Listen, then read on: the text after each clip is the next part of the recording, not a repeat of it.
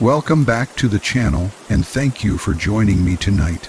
In today's episode, we'll drift back to a time over a century ago, to the world of Victorian England, a world of top hats, corsets, and horse-drawn carriages. But beneath the charm and etiquette, love and dating were far from what we imagine today. In fact, dating in Victorian England, well, it kinda sucked. Imagine, if you will, a young person in Victorian England, perhaps a teenage girl or a young man just on the cusp of adulthood, standing at the threshold of a world that is as fascinating as it is constraining. The air smells faintly of coal smoke from the city streets, and the distant clop of horses' hooves echoes against the cobblestones. The streets are lined with gas lamps casting a soft golden glow over horse-drawn carriages, and the distant murmur of people attending social gatherings drifts on the evening air. Everything about this era, from the architecture to the fashion, from the spoken words to the most subtle gestures, was governed by an intricate set of rules, a web of societal expectations that made the simple act of meeting someone you were drawn to into a carefully choreographed, often exhausting ritual. For young Victorians, the idea of love, passion, and desire was never truly simple. It was not like today, where a glance across a coffee shop or a quick message on a phone can spark a romantic connection. Instead, relationships were constructed on the foundation of etiquette, social standing, and propriety. To fall in love, or even to express affection, was to enter a minefield of potential missteps. One wrong gesture, one improperly chosen word, could cause scandal, offend a family, or ruin a budding relationship before it had even begun. It is almost unimaginable from a modern perspective how restricted and delicate these interactions were. Let us start with the idea of supervision. Young men and women could not simply wander off together, meet casually, or share moments of intimacy without scrutiny. Chaperones were an ever-present part of the landscape, and their role was to ensure that nothing improper occurred or even appeared to occur. A mother, an aunt, or a family friend might accompany a young woman during social visits, tea parties, walks in the garden, or carriage rides. These guardians were not simply passive observers. They were vigilant, always watching for any hint of impropriety, ready to intervene if a conversation, a glance, or a smile veered too close to the forbidden. Even in the quietest, most serene settings, such as the drawing room of a family home, these young people were acutely aware of the invisible gaze of propriety. Every interaction had to be measured, every movement considered. When a young man approached a young woman for conversation, he did so with a careful bow, a measured tone of voice, and often with a pre-prepared script in mind. There was no room for improvisation, no freedom to express spontaneous emotion.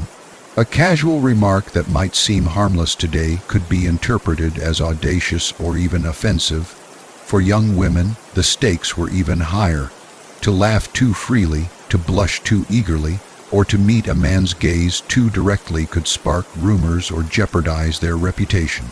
Virtue, modesty, and restraint were the invisible currency of social approval, and they had to be carefully maintained at all costs. Letters were a vital tool in this constrained world of courtship. A young man would often resort to pen and paper as his safest means of communication, crafting letters with painstaking care. These were not simple notes saying, "I like you," or "Will you meet me?" No, these were elaborate documents, often composed in flowing script, brimming with delicate phrasing, subtle compliments, and even poetic verses. Words were chosen with precision because a single phrase could tip the balance between propriety and scandal.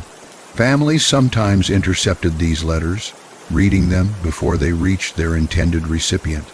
A poorly worded line could spark disapproval or even reprimand. Young women, in turn, had to respond with equal care. Enthusiasm could signal impropriety, yet a cold or dismissive reply could offend a suitor and his family. They were expected to maintain an elegant balance, expressing interest without compromising their reputation, showing restraint without signaling rejection. Imagine the psychological strain of this reality. Young people of the era were constantly negotiating their desires against the backdrop of societal scrutiny. They learned early that emotion, when displayed openly, could be dangerous. This created a world in which the language of love was coded, subtle, and indirect. A smile, a bow, or a tilt of the head could carry meaning that would be understood only by those attuned to the unspoken rules of courtship. Entire social lives revolved around interpreting gestures, reading between the lines of letters, and navigating carefully the labyrinth of etiquette that governed every interaction. And yet, despite the constraints, the human heart persisted. Young Victorians felt the stirrings of affection, the pangs of attraction, and the longing for companionship, just as anyone does. Perhaps it was in the quiet moments, during a stroll in the garden, where one could exchange a carefully moderated glance, or in the subtle thrill of receiving a letter in a carefully folded envelope, that young people experienced their first taste of romantic emotion. These moments, though small and meticulously supervised, carried an intensity precisely because they were so rare, so carefully controlled. Every glance, every word, every gesture was imbued with heightened significance, magnified by the knowledge that it must be perfect, measured, and appropriate. Family influence added yet another layer of complexity. Parents had the ultimate authority in approving or rejecting a potential suitor. This was not merely about ensuring financial security or social standing, although those were crucial factors. It was also about reputation, morality, and maintaining the decorum of the household. A young person could be drawn to someone in their heart, but if the family disapproved, the budding romance was often stifled. This could lead to frustration, heartbreak, and a sense of helplessness, as the forces of propriety and duty outweighed personal desire. The young person had to learn patience, discretion, and, above all, self-control skills that were as essential to social survival as they were to romantic success. Even the most ordinary social gatherings were meticulously structured. Balls, dinners, and garden parties were not merely opportunities for entertainment. They were strategic venues for observation, evaluation, and subtle negotiation. Young men and women were carefully watched, and every interaction was noted, discussed, and evaluated by family members. It was not enough simply to attend. One had to perform, to demonstrate grace, wit, and charm, while adhering to the unspoken rules of courtship. These events were both thrilling and exhausting, offering glimpses of connection while constantly reminding participants of the ever-present constraints. In addition to family supervision, social gossip played a powerful role in shaping behavior. Rumors, whispers, and even the faintest insinuations could have lasting consequences. A young woman's reputation could be tarnished by a simple misunderstanding, and a young man's honor could be questioned by a single misstep. This heightened awareness of public perception created an environment in which young people learned to mask their emotions, to carefully script their interactions, and to find subtle, almost invisible ways to communicate their affection. Love became a delicate dance, conducted not only between two hearts, but also within the intricate web of societal expectation. It is also worth noting that Victorian England placed immense value on appearances.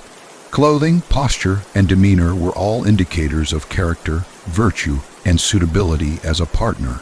A young woman might spend hours preparing her dress, carefully arranging her hair, and practicing the appropriate gestures for social interaction. A young man, similarly, would take care to present himself with confidence, dignity, and propriety. Every detail mattered because each interaction was a test, a performance in which the stakes were nothing less than social approval, family honor, and the potential for future happiness. The weight of these expectations cannot be overstated. Young people had to internalize an entire system of etiquette, anticipate the reactions of multiple parties, and constantly regulate their behavior. Every thought, word, and action was filtered through layers of social conditioning, family expectation, and cultural norms. The simple act of expressing interest in someone became a complex, high-stakes exercise in strategy, patience, and self-restraint. To navigate this world successfully required intelligence, grace, emotional control, and, above all, the ability to read the subtle signals of others. Yet, despite all these obstacles, young people found ways to express their feelings, to connect, and to experience the joys of affection, however fleeting or carefully managed. Letters filled with hidden meanings, stolen glances, and carefully orchestrated encounters allowed them to communicate emotions that could not otherwise be spoken. In a society that demanded restraint, these small acts of daring became the vessels of romantic expression. The intensity of these experiences, magnified by the constraints of etiquette, created emotional landscapes as vivid and profound as any love story we know today. And so, life in Victorian England for a young person on the cusp of love was both enchanting and exhausting. The streets and drawing rooms were filled with possibility, yet every possibility was framed by limitation. Every smile, bow, or written word carried weight far beyond its appearance. Romance was a performance, a strategic negotiation, and an exercise in patience and subtlety. And yet, within this structured world, the human heart persisted, seeking connection, yearning for understanding, and daring, even in the quietest, most controlled ways, to hope for love. As we drift gently into sleep, it is fascinating to imagine ourselves in this world, where the most ordinary gestures could carry extraordinary meaning, where love was at once constrained and heightened by rules, and where every letter, glance, and gesture told a story of longing, courage, and the timeless human desire for connection. In Victorian England, the concept of love was rarely as simple as two hearts meeting and intertwining. Instead, it was inextricably linked to social class, wealth, and the expectations of family. The young people of this era lived in a society defined by hierarchies, by lines drawn as clearly as the streets of London or the walls of a stately manor. To fall in love, or even to entertain the thought of romance, was to navigate a complex network of social rules, obligations, and unwritten contracts that extended far beyond the simple desire for companionship. For a young woman, the idea of romance was often intertwined with the practical concerns of security and stability. Many families viewed marriage as a means to secure a comfortable life, improve social standing, or forge advantageous connections. Love, while sometimes considered a desirable bonus, was rarely the primary goal. Parents and relatives had a clear vision for their children's futures, and they often exercised careful control over the process of courtship to ensure that it aligned with the family's interests. A suitor's wealth, property, and social position were scrutinized just as closely as his manners, education, and moral character. A young woman might dream of a love that ignited spontaneously, full of warmth and excitement, yet she would find that her desires were filtered, shaped, and constrained by the pragmatic concerns of her family and the broader society in which she lived. A young man, on the other hand, was often judged by his capacity to provide. Financial stability was not merely a suggestion, it was an expectation. To be considered a suitable suitor, a man had to demonstrate that he could maintain a household, support a family, and uphold the dignity and social standing of his future bride. This requirement added enormous pressure. A man might possess all the qualities of character, intelligence, and charm, yet if his fortune was deemed insufficient, he could be dismissed as an unsuitable match. This emphasis on wealth and status created a world in which genuine affection was always entwined with practical calculation. Love, when it existed, was often overshadowed by the necessity to secure a future that was deemed respectable and sustainable. Social gatherings, while seemingly leisurely, were often subtle venues of negotiation. Balls, dinners, garden parties, and country events served multiple purposes. They were opportunities to enjoy culture, music, and companionship, but they were also arenas in which potential matches were assessed. Young people attended these events with acute awareness, observing each other and being observed in turn. Families watched closely, evaluating not only behavior, but also physical appearance, demeanor, and social aptitude. Every dance, every conversation, every fleeting smile could influence the course of a young person's romantic prospects. A misstep could lead to social embarrassment, while a well-executed performance could increase a young person's desirability. It is easy to imagine the frustration this caused. A young man or woman might feel a deep connection, a spark of mutual interest, yet that connection could be thwarted by the invisible barriers of class and wealth. A girl from a modest background might find herself captivated by a wealthy gentleman, but her family would likely discourage or outright forbid such a union. Conversely, a young man from a lower income family could admire a woman from a higher social echelon, yet societal expectations would make any pursuit almost impossible. The heart's desire was often secondary to the practical realities of life, and this tension created a constant undercurrent of longing and restraint. Education and accomplishment also played a role in determining romantic suitability. For young women, accomplishments such as music, painting, embroidery, and proficiency in languages were considered essential. These skills demonstrated refinement, culture, and the ability to contribute to a household in ways beyond the domestic. They were subtle markers of social class and status, reflecting not only personal talent, but also the family's capacity to provide a proper upbringing. For young men, education and professional prospects were equally important. A gentleman with a strong education, a promising career, or connections in politics or commerce was far more attractive in the eyes of families concerned with securing advantageous alliances.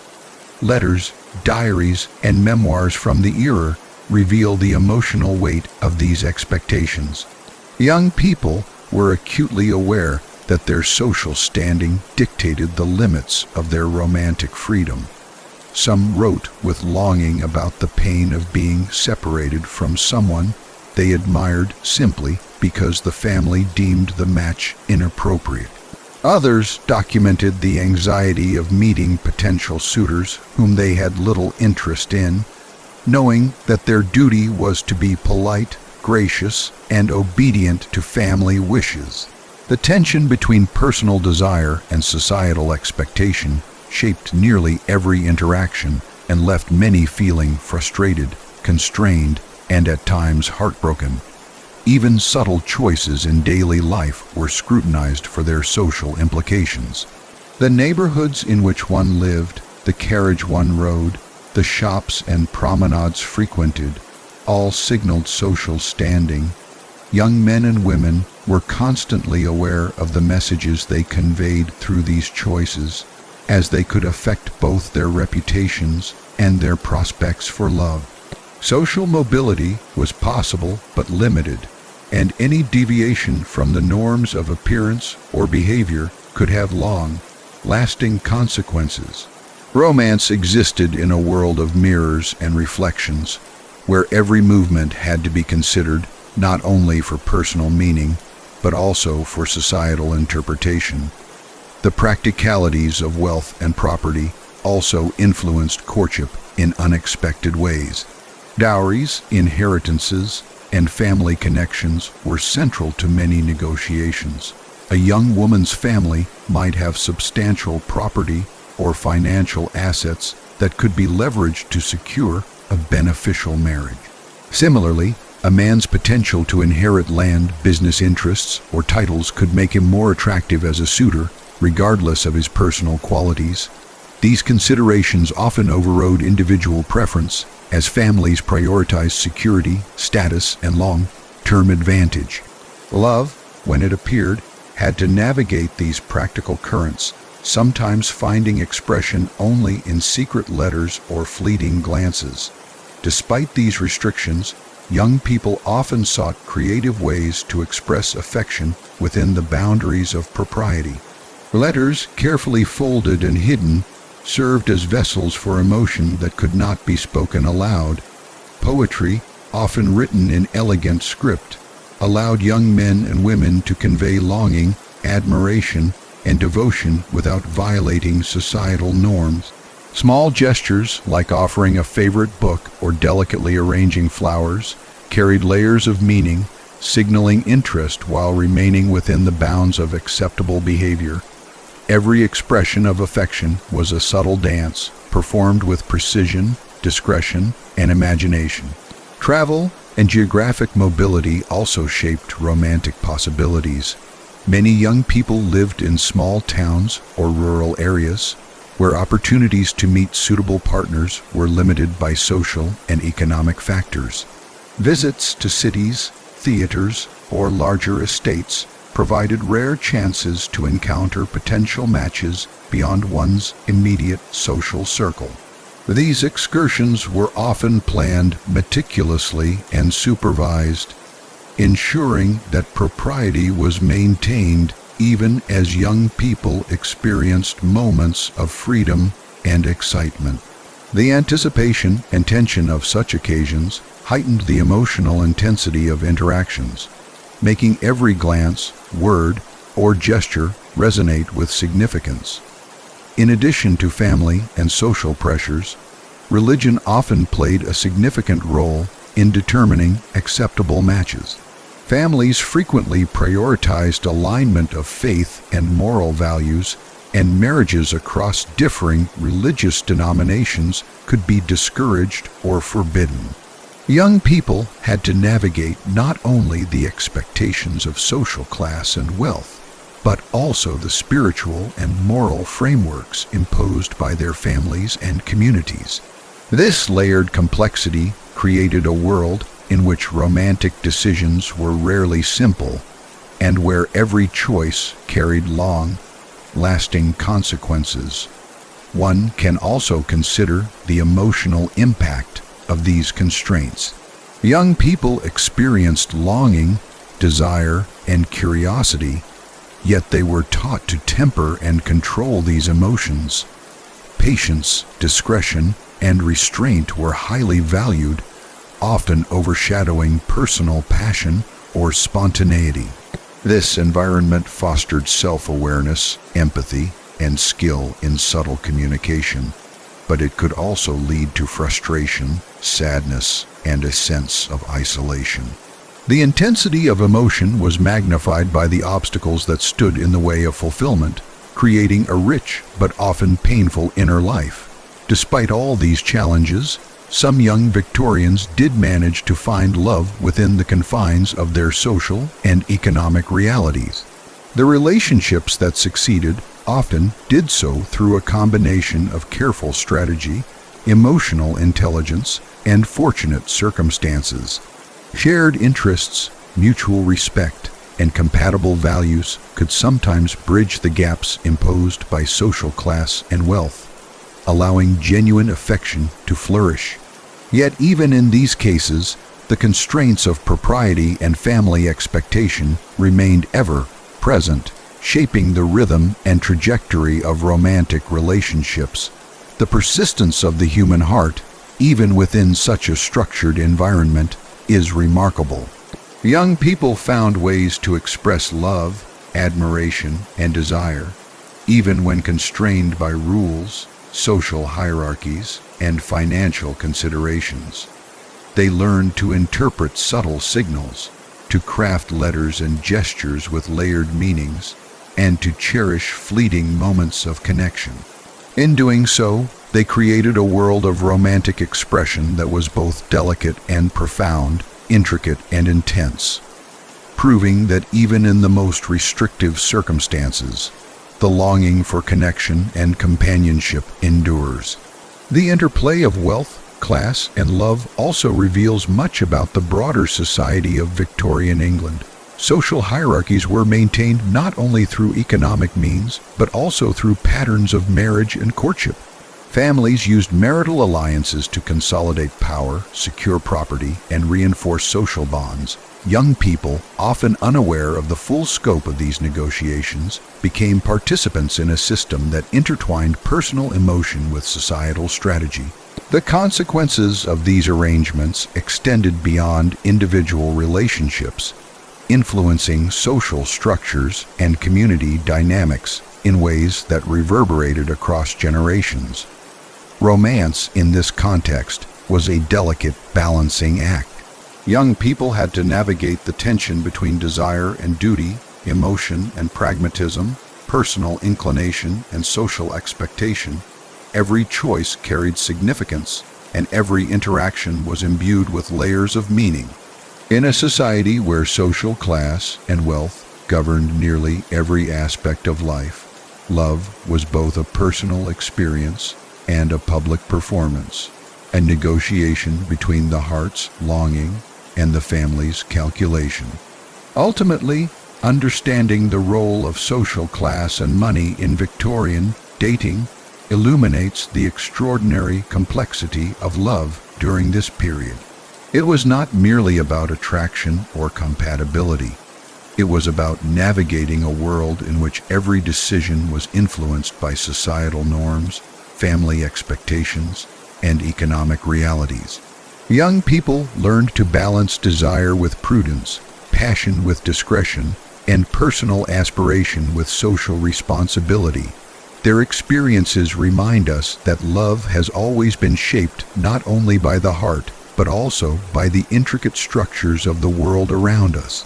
In the quiet hours of the evening, one can almost imagine a young woman sitting by the window of a candle-lit room, pen in hand, writing a letter that delicately expresses her admiration for a young man, all while carefully considering the consequences if her words were discovered. One can envision a young man rehearsing the perfect phrasing for a social encounter, striving to convey interest and respect without overstepping the bounds of propriety. These moments, steeped in careful thought and subtle emotion, reveal the extraordinary lengths to which young people went to navigate the complex terrain of Victorian romance. In the end, the weight of social class and money made dating in Victorian England a delicate, challenging, and often frustrating endeavor. Yet it also created a world in which the heart's longing was magnified, where small gestures carried immense significance, and where the art of subtle communication became a necessary skill. Within this structured environment, young people discovered resilience, creativity, and the enduring power of love, even when it had to exist within the strictest of boundaries. In Victorian England, courtship was far from the casual, spontaneous experience we often associate with modern dating. It was slow, deliberate, and governed by an intricate system of rules, expectations, and social rituals. For young people, falling in love was not simply a matter of meeting someone and expressing one's feelings. It was a painstaking, carefully measured process that could stretch over months or even years. A slow dance in which every movement had to be calculated and every gesture observed. To understand this world is to imagine a time when even the simplest interactions carried enormous weight, where the smallest misstep could have profound consequences, and where romance was both intensely desired and rigorously constrained. Picture a young woman in a drawing room, sitting by the window as sunlight filters through delicate lace curtains. She glances toward the doorway as a young man enters, and their eyes meet for a fleeting moment. That glance, though brief, is filled with meaning. It is observed not only by the participants themselves, but also by watchful chaperones, family members, and perhaps even the subtle judgment of society itself. Every interaction in this context was laden with significance, and both parties were acutely aware of the consequences of a misstep. The pace of courtship was dictated by social norms that prized patience, decorum, and propriety. A young man could not simply approach a woman and declare his feelings. Even expressing interest required a careful calculation of timing, appropriateness, and context. He might attend the same social gatherings, observe her from a respectful distance, and engage in carefully supervised conversation, all while maintaining a demeanor that was polite, charming, and utterly respectful. Any hint of eagerness or impropriety could be disastrous. Similarly, a young woman had to balance curiosity and interest with restraint and composure. To blush too readily, laugh too freely, or make an inappropriate comment could invite scandal, gossip, or disapproval from family and society. Communication often relied on subtle, indirect signals. A tilt of the head, a glance in the right direction, a carefully chosen phrase in conversation. Each could convey interest without violating the rules of propriety. Young people became skilled at reading these signals, interpreting the unspoken language of attraction that existed beneath the surface of polite social interaction. Letters also played a crucial role. Carefully penned notes allowed for the expression of feelings that could not safely be spoken aloud. These letters were often composed in elegant script, filled with coded expressions of admiration and longing. They were both a lifeline and a labyrinth, a way to convey emotion while navigating the constraints of a society that demanded discretion. The slow pace of courtship created an intensity that is difficult to imagine in modern terms. In a world where casual meetings were forbidden and private conversations were rare, each encounter carried enormous significance. A single evening at a ball or a carefully supervised garden party could define the trajectory of a young person's romantic life for months. The anticipation, the subtle exchanges, and the carefully observed rituals imbued every moment with heightened emotional weight. The young people involved had to cultivate patience, restraint, and a keen awareness of timing. To act too quickly was to risk scandal. To act too slowly could mean missing a rare opportunity. Social gatherings were carefully orchestrated and highly structured. Dances, for example, were not simply opportunities for enjoyment. They were vital arenas for courtship. Each dance was carefully arranged and monitored, with specific dances assigned to particular couples or social groups. A young man might spend weeks preparing for a single dance, ensuring that his manners, posture, and conversation were flawless. A young woman, in turn, would practice her own comportment, from the way she curtsied to the way she held her fan.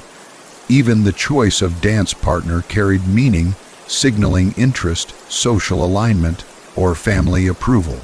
The stakes were high, and every movement was scrutinized for propriety. Conversation itself was a delicate art. Young men and women engaged in polite, measured exchanges that adhered to strict codes of etiquette. Topics of discussion were carefully chosen to avoid offense, impropriety, or the appearance of impropriety.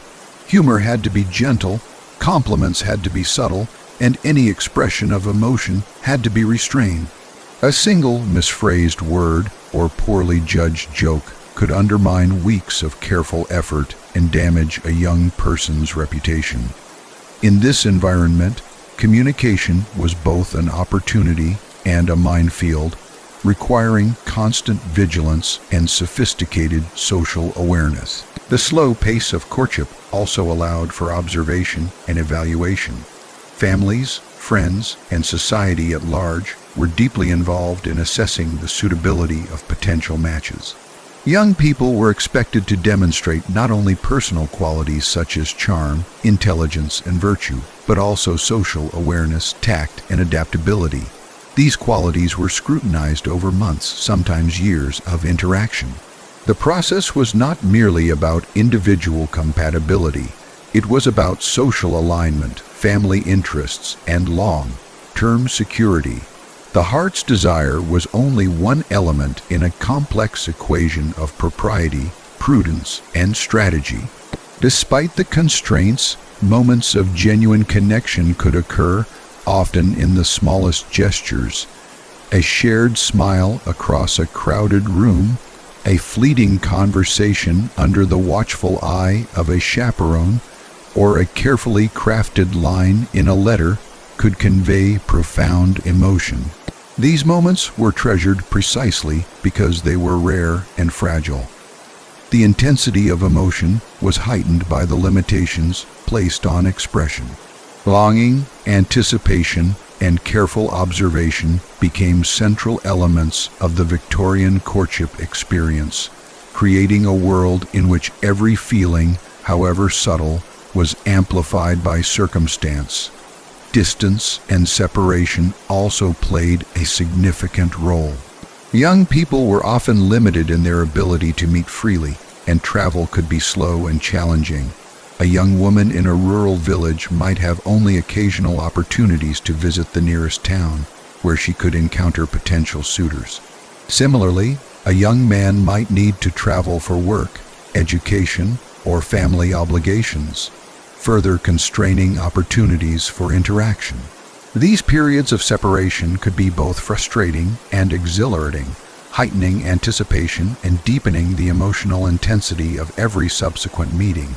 The slow, deliberate pace of courtship demanded patience and emotional control. Young people learned to regulate their desires, to interpret subtle signals, and to respond with restraint.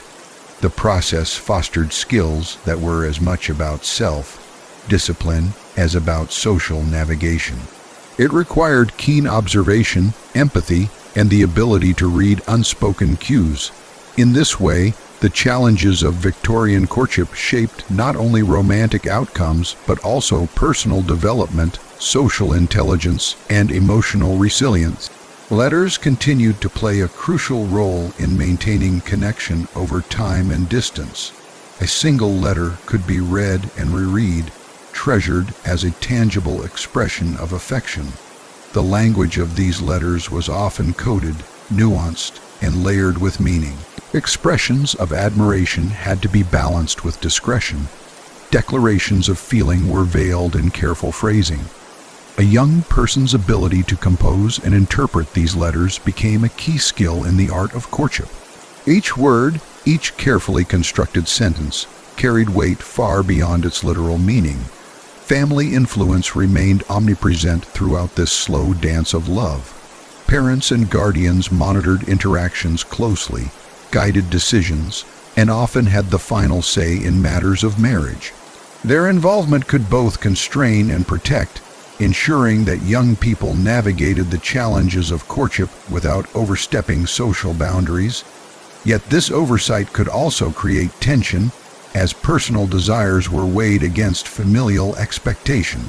Negotiating this dynamic required tact, patience, and careful judgment, further slowing the process and heightening the emotional stakes. Social hierarchy further complicated matters.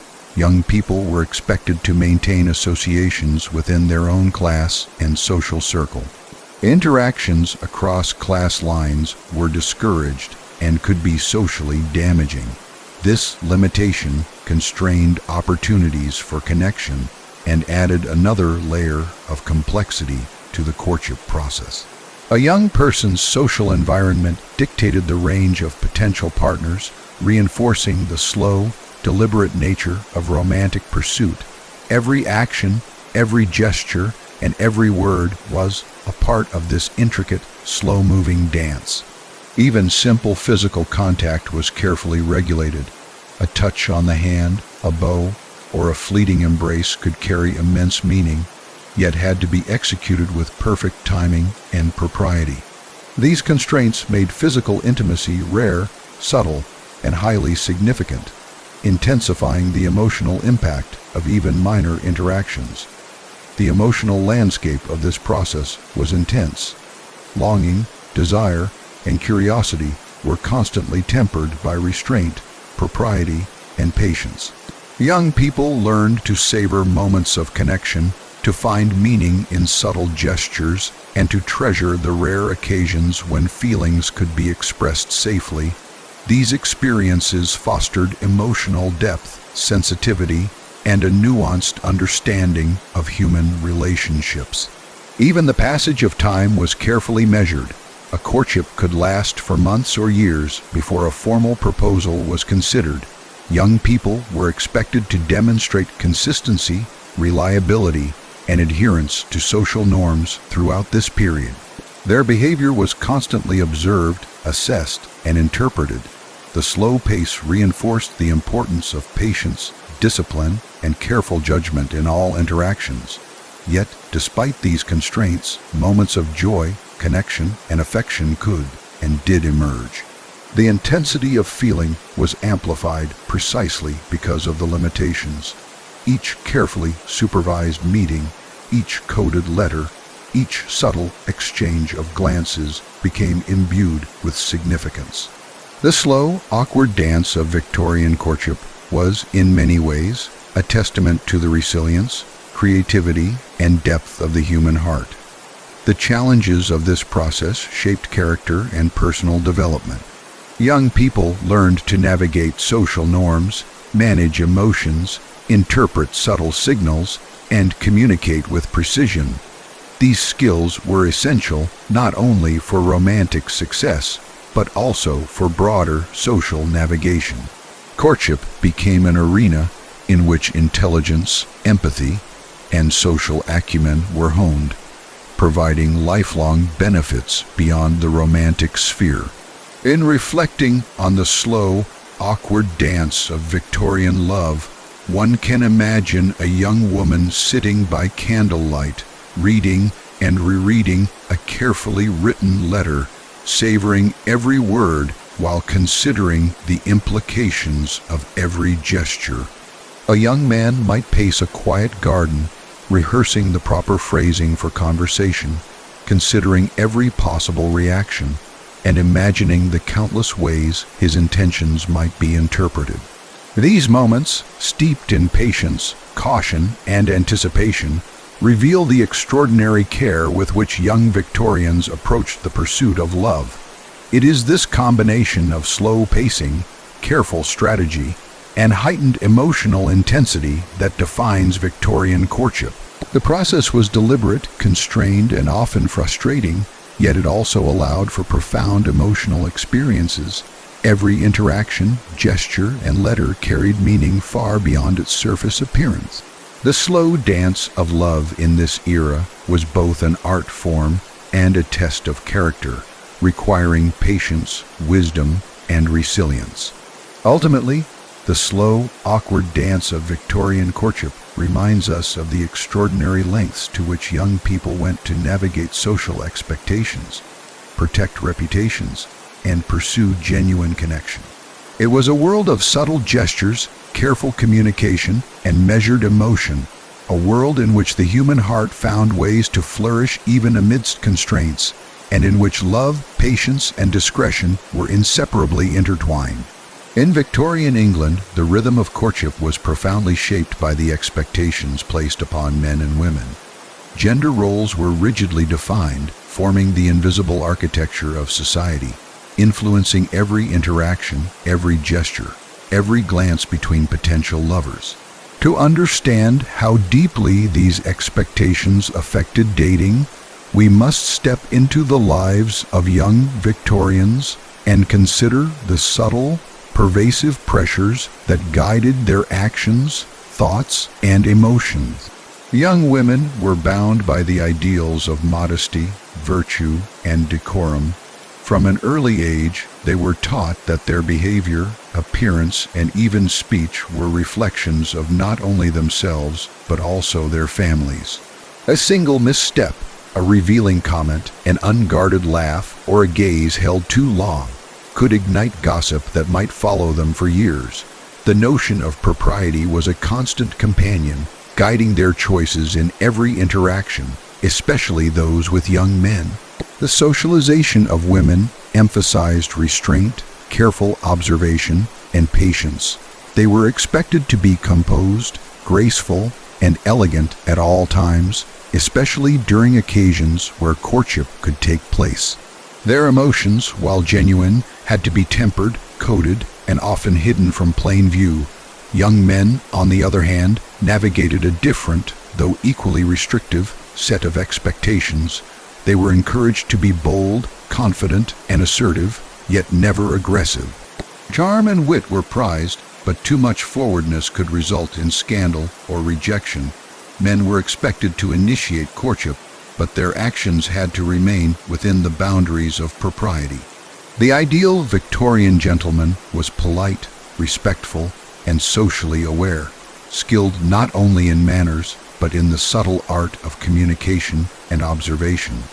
A misjudged word, a gesture too daring, or an overstep of social norms could end a courtship before it began. These gendered expectations created a delicate, almost paradoxical dance. Women had to convey interest without being forward, while men had to express desire without appearing presumptuous.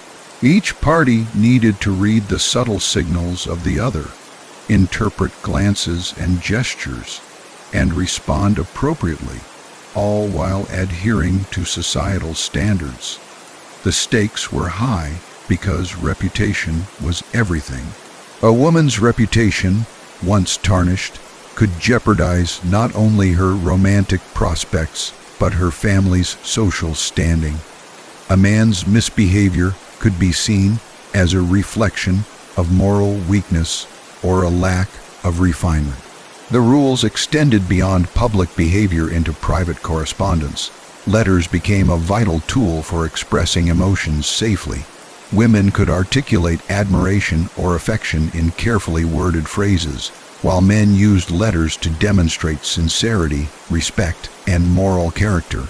However, even these letters were subject to scrutiny. Families sometimes read or monitored correspondence to ensure that no impropriety occurred. The language of love became coded and nuanced, a careful balance of honesty, decorum, and strategic expression. Every word was chosen with care, every phrase imbued with layered meaning. The art of letter writing became central to navigating the restrictions of gendered expectations. Physical interaction was even more heavily regulated. Touch, though a natural expression of affection, was fraught with risk. A hand lightly brushed, a bow, a gesture of assistance, each carried potential for misinterpretation. Social norms dictated that any physical contact be brief, deliberate, and entirely proper. A young woman might offer a delicate hand for a gentleman to hold momentarily, or a man might escort a lady with a precise attention to posture and positioning. Even these small interactions were imbued with significance, reinforcing the delicate balance of gendered roles and the constant awareness of societal observation. The concept of virtue played a pivotal role in shaping expectations for women. Young ladies were expected to embody moral purity, innocence, and self-restraint. Their behavior was scrutinized not only in private but in public, and adherence to these standards was seen as essential to both their personal and familial honor. Social gatherings, church events, and family occasions became stages upon which women demonstrated their propriety. Their ability to maintain composure, to speak with elegance, and to navigate subtle social cues became a measure of both character and desirability as a potential bride. For men, virtue was defined differently, emphasizing honor, reliability, and moral integrity. They were expected to provide, protect, and uphold social standards. A gentleman's suitability as a suitor depended not only on wealth and education, but also on his adherence to social norms and ethical conduct. Any deviation from these expectations could jeopardize not only his romantic prospects, but also his reputation within the wider community. The pressure to conform, while different from that placed on women, was no less intense, requiring constant vigilance, self-discipline, and social acumen. The interplay between these expectations created a complex landscape for romantic expression. Young people had to navigate a world in which their desires were constantly filtered through societal norms. Interest had to be expressed subtly, attraction had to be demonstrated without impropriety, and affection had to be conveyed with both skill and caution. This environment demanded not only emotional intelligence but also strategic awareness. Young men and women learned to interpret minute details, eye contact, posture, tone of voice, and the cadence of speech, using these as guides for understanding one another's intentions. Even the timing of interactions was crucial. Women were expected to demonstrate patience and restraint, avoiding overt expressions of desire, while men had to gauge the appropriate moment to signal interest or advance a courtship. Too soon, and they risked scandal; too late, and they might miss an opportunity. This created a tension-filled dynamic, a constant negotiation of social and emotional signals that demanded attention, perception, and patience. Education and accomplishment were also gendered markers of suitability. Women were often trained in music, art, needlework, and language skills, all of which reflected refinement and social standing. These accomplishments were not only markers of personal ability, but also indicators of a family's status, wealth, and propriety. For men, education and professional promise signaled capability, responsibility, and the potential to maintain a household. The careful cultivation of these skills reinforced gendered expectations, shaping both personal identity and romantic prospects. The emotional consequences of these expectations were profound. Young people experienced real desires and affections, yet they were constrained by a need for discretion and propriety. The inability to openly express feelings often led to frustration, anxiety, and longing. Yet, this constraint also heightened sensitivity, observation, and emotional acuity. Every gesture, every word, every glance became a carefully considered element in the dance of courtship, creating a rich, albeit restricted, emotional world. Family oversight remained a constant presence. Parents guided, monitored, and sometimes intervened, ensuring that young people adhered to societal norms. For women, this often meant strict supervision in social settings, careful control of correspondence, and guidance in interpreting a suitor's intentions. For men, it might involve mentorship in social behavior, advice on appropriate conduct, and expectations regarding provision and responsibility. The family's influence was not merely an external pressure. It shaped the very way young people thought about relationships, self-expression, and the boundaries of propriety. Religious and moral frameworks further reinforced these gendered roles. Conformity to religious expectations, adherence to moral codes, and the demonstration of virtue were seen as essential qualities for both men and women. Deviation from these standards could result in social ostracism, damage to reputation, or the loss of marital prospects. The weight of these expectations extended beyond personal preference, embedding romantic decisions within broader cultural and spiritual structures. Despite these constraints, young Victorians found ways to navigate the complexities of gendered expectations with creativity and subtlety. Flirtation became a delicate art, expressed through glances, conversation, and carefully orchestrated social interactions. Letters served as conduits for feelings that could not be spoken aloud, while dances, walks, and social gatherings offered opportunities for regulated intimacy. Each success, however small, was celebrated, and each misstep became a lesson in the intricate rules of engagement. The slow and careful negotiation of gendered expectations shaped the character, emotional intelligence, and social skills of young people. They learned patience, observation, empathy, and self-control. They became adept at reading subtle cues, interpreting intentions, and responding appropriately. Courtship, though constrained, became a training ground for the skills necessary not only in romantic relationships, but also in navigating the broader social world. In reflecting on the role of gender expectations, one can imagine a young woman practicing her posture, her speech, and her gestures before a mirror, aware that every motion conveys meaning. Similarly, a young man rehearses his greetings, his conversation, and his attentiveness, understanding that his actions are observed and interpreted by many. These preparations, while meticulous, also illustrate the dedication and care invested in courtship. Each action, no matter how small, carries significance, revealing both character and social awareness. Physical expression of affection remained rare and subtle. Touch was minimal, controlled, and meaningful. A hand lightly offered, a bow, or a gesture of guidance conveyed feelings without breaching propriety. The anticipation and restraint amplified the emotional intensity, making each permissible moment of contact resonate deeply. Young people learned to treasure these fleeting interactions, finding joy in subtlety and meaning in restraint.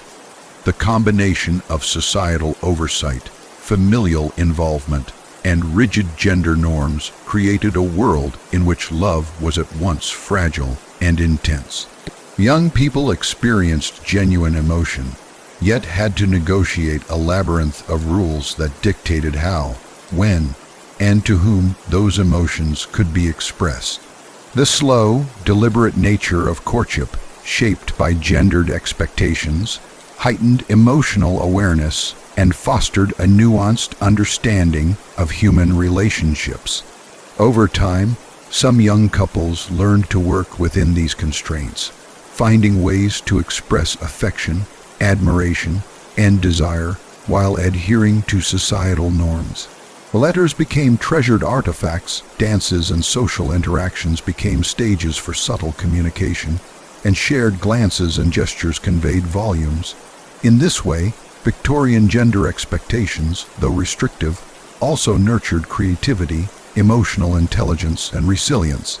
In the quiet hours, one can imagine a young woman writing in her journal, reflecting on a carefully exchanged glance, a subtle compliment, or a letter received.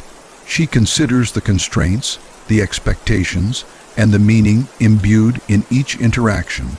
Similarly, a young man might ponder the proper phrasing for a conversation, the timing of a gesture, or the interpretation of a subtle signal. These reflections reveal the depth of care, attention, and emotional investment demanded by gendered expectations. Ultimately, the role of gender expectations in Victorian courtship reveals a world in which love, desire, and connection were intricately intertwined with societal norms. Men and women learned to navigate a delicate balance of propriety and emotion, restraint and expression, observation and initiative. While these expectations constrained freedom, they also cultivated sensitivity, awareness, and the ability to communicate subtly and thoughtfully. Within these structures, young Victorians experienced the complexities, frustrations, and joys of romantic pursuit. finding ways to express the enduring human desire for connection even amidst the strictest of societal boundaries.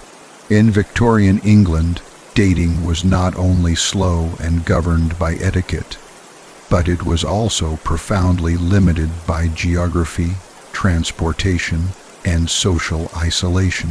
For young people of the era, opportunities to meet potential romantic partners were narrow, controlled, and infrequent, creating a sense of longing, anticipation, and often frustration.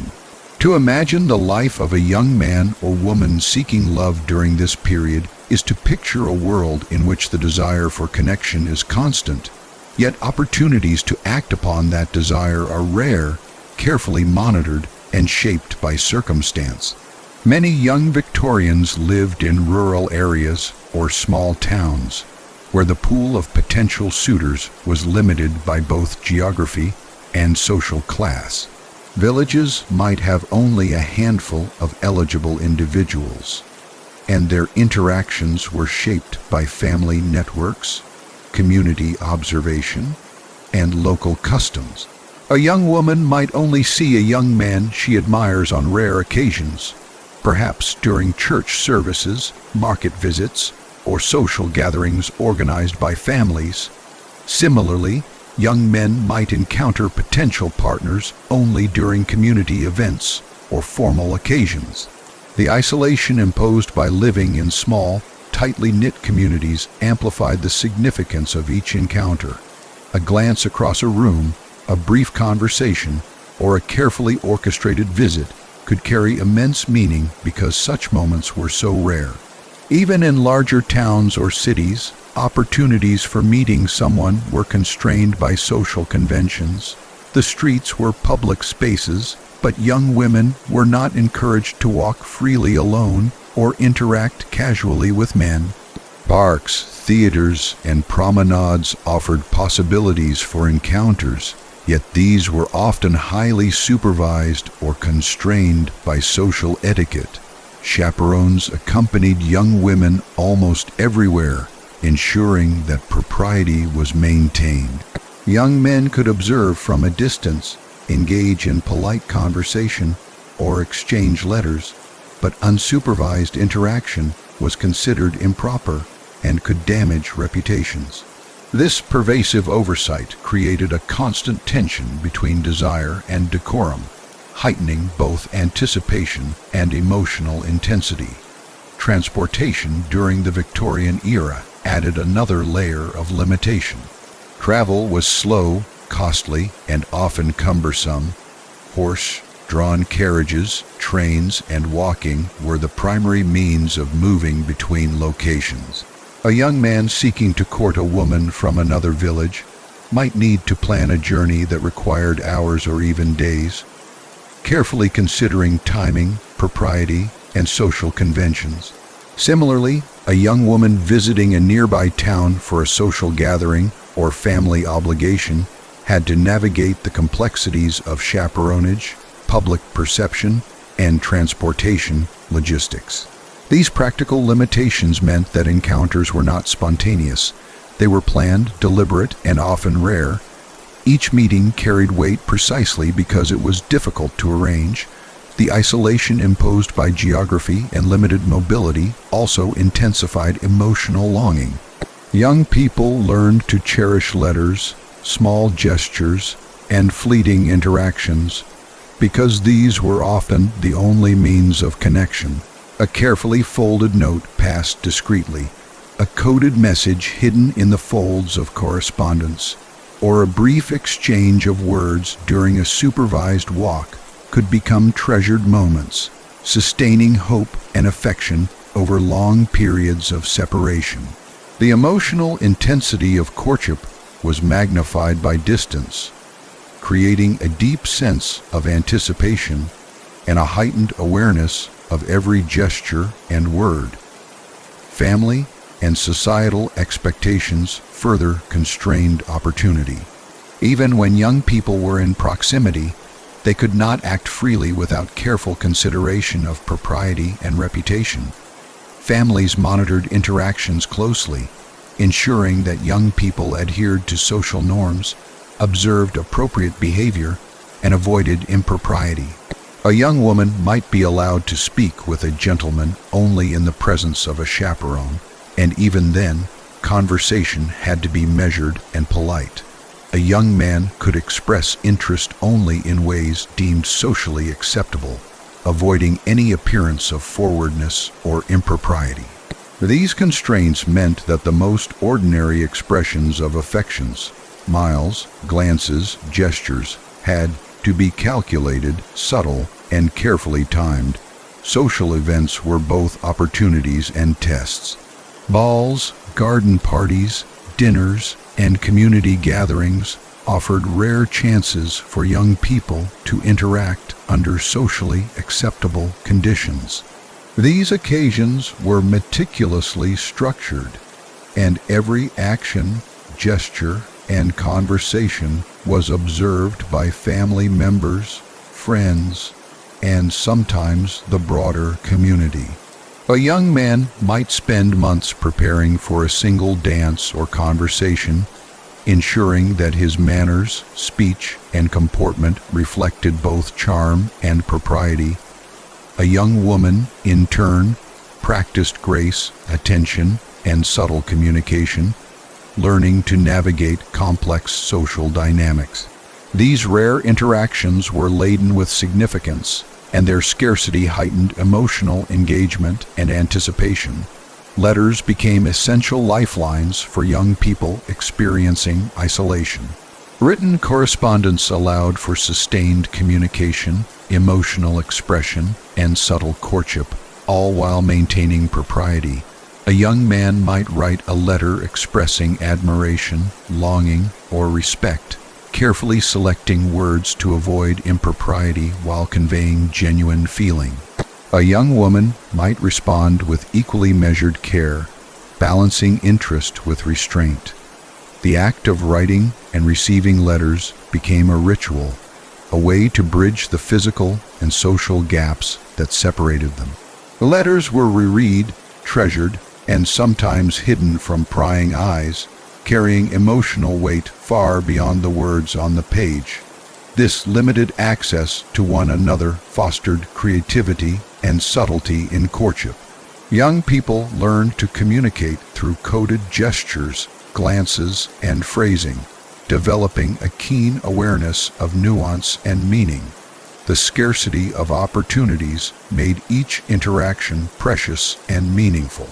A fleeting smile, a shared joke, or a moment of understanding became intensely significant, often remembered and reflected upon for weeks or months.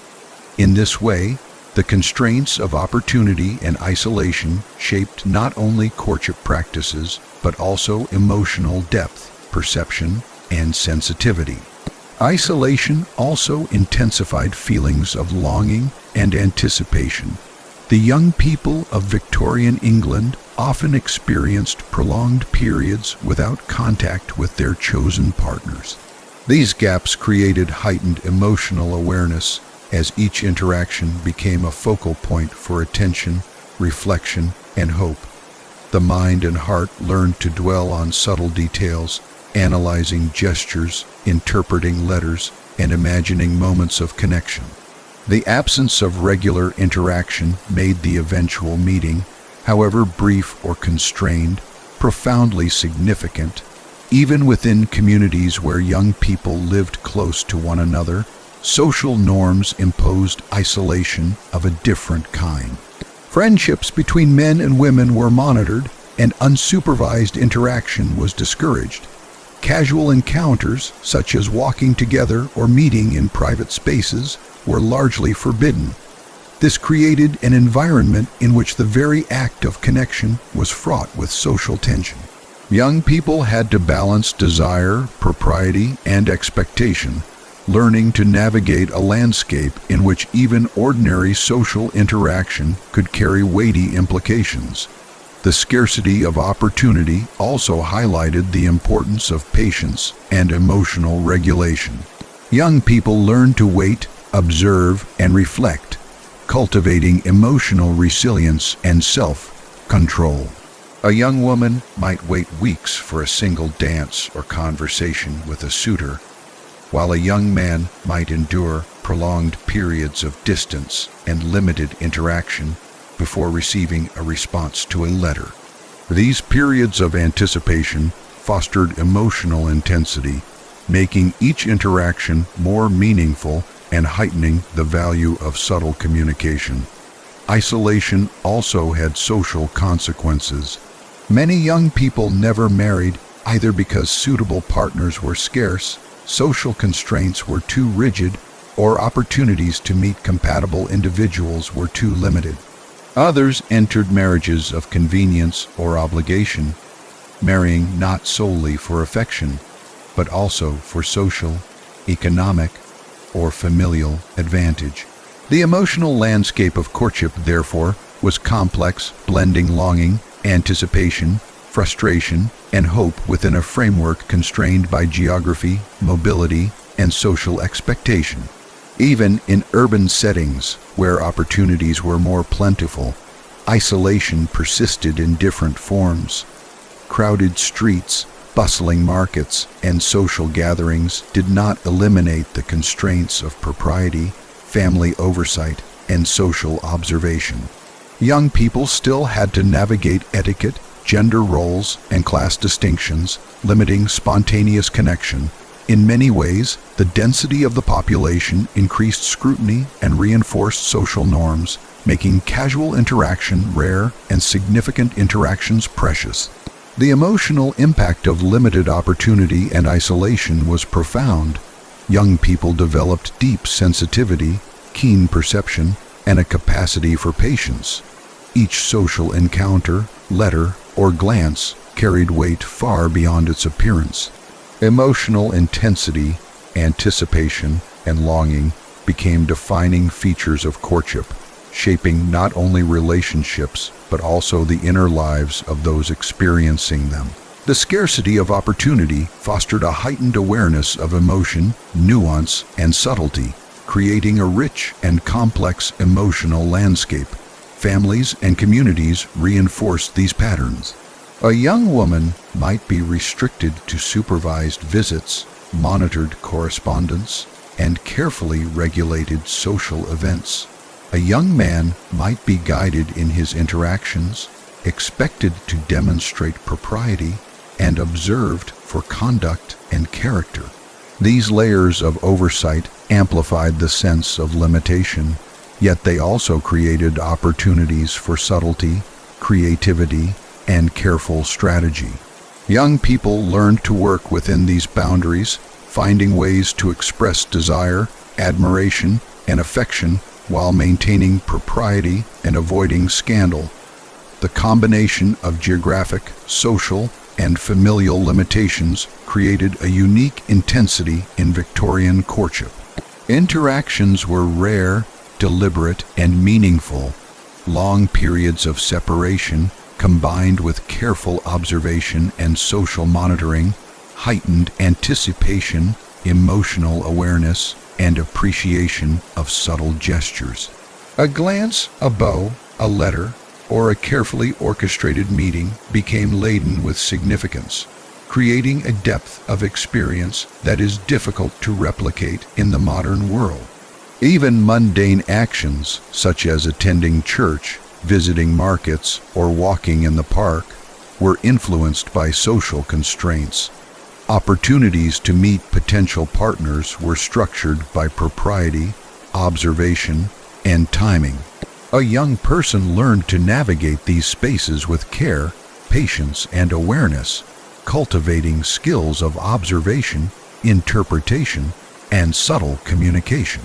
Each interaction, no matter how brief or constrained, was an opportunity to connect, to express emotion, and to navigate the delicate dance of courtship. Letters and written communication served as essential bridges across isolation. A young woman might spend hours carefully composing a response to a suitor, weighing every word for propriety, nuance, and subtle expression of interest. A young man might draft multiple versions of a letter, considering tone, phrasing, and timing, ensuring that the message conveyed both affection and respect. These letters became treasured objects, read and reread, stored with care, and sometimes hidden from prying eyes. The act of writing and receiving correspondence created a sustained emotional connection, allowing courtship to persist even when physical presence was impossible. The emotional experience of limited opportunity and isolation shaped the way young people understood desire, affection, and connection. Anticipation became central to courtship, and patience was a virtue. Each moment of interaction, whether a fleeting glance, a supervised conversation, or the arrival of a carefully written letter, was heightened by scarcity, creating profound emotional resonance. Young people learned to treasure subtle gestures, interpret nuanced signals, and sustain hope over extended periods. Ultimately, the limitations imposed by opportunity and isolation defined Victorian courtship. Young people experienced a world in which romantic expression was rare, deliberate, and carefully monitored. The scarcity of encounters, combined with social, familial, and geographic constraints, amplified emotional intensity and encouraged creativity, subtlety, and patience.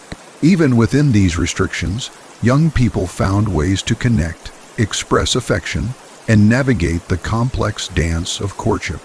In quiet moments, one can imagine a young woman reading a letter by candlelight, savoring each carefully chosen word, reflecting on subtle gestures, and anticipating the next supervised meeting.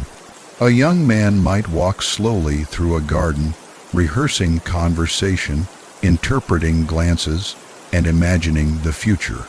These moments, shaped by isolation, scarcity, and careful observation, reveal the extraordinary emotional depth and resilience of young Victorians navigating the slow, deliberate, and constrained world of dating. Even though opportunities were limited and isolation often pronounced, the human heart persisted. Young people adapted, finding ways to express affection, sustain connection, and navigate social expectations. Letters, glances, gestures, and carefully orchestrated meetings became the lifeblood of courtship, carrying profound emotional significance. The constraints of opportunity and isolation created a world in which anticipation, longing, and emotional intensity were magnified, leaving a legacy of delicate, intricate, and deeply felt romantic experience. In Victorian England, courtship was not merely a private affair between two young people.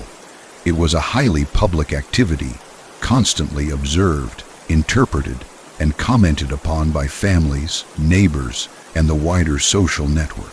The stakes of dating extended far beyond personal feelings, intertwining with reputation, social standing, and familial honor. In this society where propriety was paramount, the whisper of gossip could travel swiftly and leave lasting consequences, and even the slightest misstep could transform a hopeful romance into a source of scandal. To understand dating in this era is to appreciate the omnipresent power of public scrutiny and the intricate web of social consequences that framed every interaction.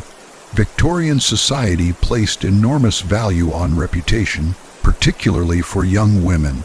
A woman's social standing, moral character, and marriageability were intertwined with public perception. A single moment of impropriety, an unintended glance, an overly familiar touch, a misjudged word could spark gossip and threaten not only the individual's prospects, but also the family's honor. This environment created a heightened sense of self-awareness, where young women were constantly conscious of how they appeared to others. Every gesture, conversation, and expression was measured, weighed, and calculated to maintain propriety. Even moments of private affection, carefully concealed from public view, carried the potential for exposure and subsequent scandal. Gossip functioned as both a form of social control and a form of entertainment. Communities were tightly knit, and news traveled quickly. Observations, rumors, and interpretations of social interactions were shared in whispers, letters, and at gatherings. The consequences of gossip were real and immediate, shaping opportunities for marriage, social alliances, and personal reputation. Young women learned to navigate this landscape with care, understanding that the smallest social misstep could be amplified.